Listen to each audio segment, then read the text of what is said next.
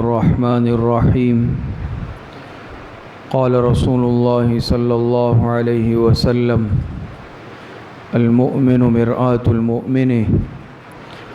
جناب رسول اللہ صلی اللہ علیہ وسلم کا ارشاد مبارک ہے، ایک مومن دوسرے مومن کے لیے آئینے کی مانند ہے۔ اس حدیث مبارکہ میں ایمان والے کو آئینے سے تشبیہ دی گئی، آئینے کی مانند قرار دیا گیا۔ اس کی وجہ علماء نے یہ لکھی کہ جس طرح انسان آئینے میں اپنی صورت دیکھتا ہے اور اپنی صورت کے اندر اگر کوئی عیب ہے، کوئی کمی ہے، تو آئینے کو دیکھ کر انسان اپنے ظاہر کو درست کر لیتا ہے، اس طرح ایک ایمان والا وہ بھی دوسرے ایمان والے کا خیر خواہ ہو، وہ اس کے اندر اگر کوئی عیب دیکھ لے، کوئی کمی کمزوری دیکھ لے تو اس کو آگاہ کر دے۔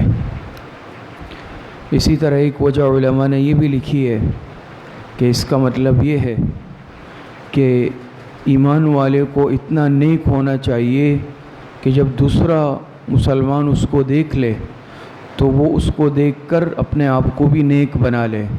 جس طرح انسان آئینے کو دیکھ کر اپنے آپ کو سنوار لیتا ہے، درست کر لیتا ہے، تو دوسرے مسلمان کے تقویٰ کو دیکھ کر، اس کے مضبوط ایمان کو دیکھ کر، اعمال کو دیکھ کر سامنے والا بھی اپنے آپ کو درست کر لے۔ پھر آئینے سے خاص طور پر جو تشبیہ دی ہے، اس میں علماء نے کئی مناسبتیں اور وجوہات ذکر کی ہے کہ ایمان والے کو آئینے سے کیوں تشبیہ دی۔ ایک وجہ علماء نے یہ لکھی کہ جس طرح آئینے میں انسان جب اپنے آپ کو دیکھتا ہے، ابھی جو جیسے بات گزری، تو دیکھ کر وہ اپنے عیوب کو دور کر لیتا ہے، اپنے آپ کو درست کر لیتا ہے۔ اسی طریقے سے یہ بھی دوسرے مسلمان کو دیکھ کر اور اس کے ظاہر کو دیکھ کر اپنے آپ کو درست کر لے۔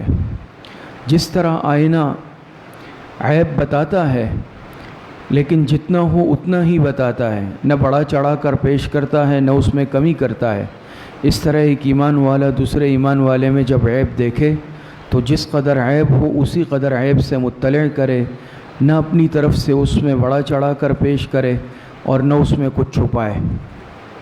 اسی طریقے سے آئینہ جس طرح عیب بتاتا ہے، اسی طریقے سے اگر کوئی خوبصورتی ہے، خوبی ہے، اس سے بھی آگاہ کرتا ہے۔ اسی طرح ایمان والا جس طرح دوسرے مسلمان کو اس کے عیب سے آگاہ کرے، اس میں اگر کوئی خوبی موجود ہے اس سے بھی انسان آگاہ کر سکتا ہے۔ تیسری وجہ علماء نے یہ لکھی کہ آئینہ صرف چہرہ دیکھنے والے کو مطلع کرتا ہے، اس کے علاوہ کسی کو آگاہ نہیں کرتا۔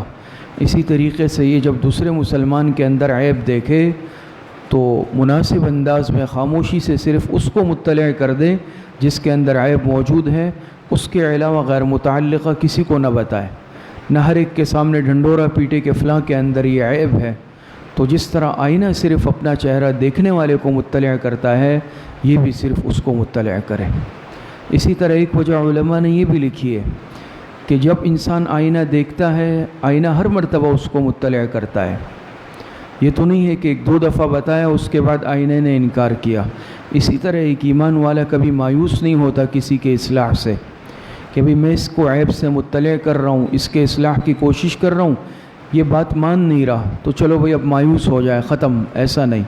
جس طرح انسان ایک مرتبہ آئینہ دیکھے گا، وہ ایک مرتبہ بتائے گا عیب، 10 مرتبہ 100 مرتبہ دیکھے گا، ہر مرتبہ آئینہ دکھائے گا، عیب کو بتائے گا۔ تو اسی طرح ایک مسلمان دوسرے مسلمان کے اصلاح کی فکر میں ہر وقت اخلاص نیت کے ساتھ لگا رہے، اور اگر وہ اپنی اصلاح نہیں کر رہا تو اس سے مایوس نہ ہو۔ تو خلاصہ یہ نکلا اس حدیث سے ہمیں یہ سبق ملتا ہے کہ ایک مسلمان اپنی اس قدر اصلاح کر لے کہ دوسرے اس کو دیکھ کر اپنی اصلاح کر لے۔ اللہ پاک ہمیں صحیح عمل کی توفیق عطا فرمائے۔